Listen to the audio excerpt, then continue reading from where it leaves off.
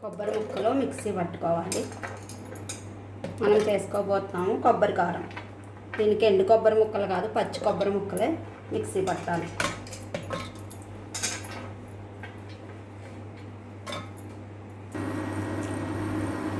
Oil వేసుకోవాలి.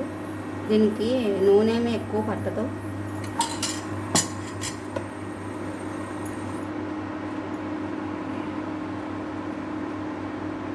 వెల్లుల్లిపాయలు చిన్న చిన్న ముక్కల కింద కట్ చేసుకోవాలి.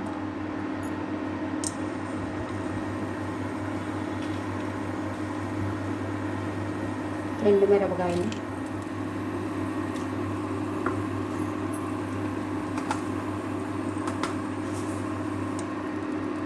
ఆవాలు, కొంచెం శనగపప్పు, మినప్పప్పు ఇవి వేయించుకోవాలి ఒక 5 నిమిషాలు. కరివేపాకు,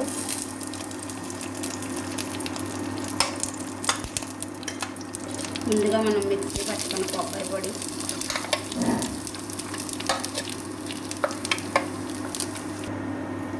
పసుపు, ధనియాల పొడి, సాల్ట్, కారం,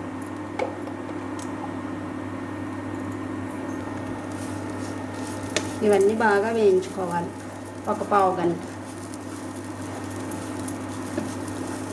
ఇది ఒక 15 రోజుల వరకు నిల్వ ఉంటుంది.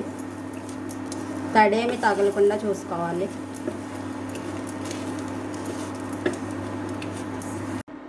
కొబ్బరి పొడి రెడీ అయిపోయింది.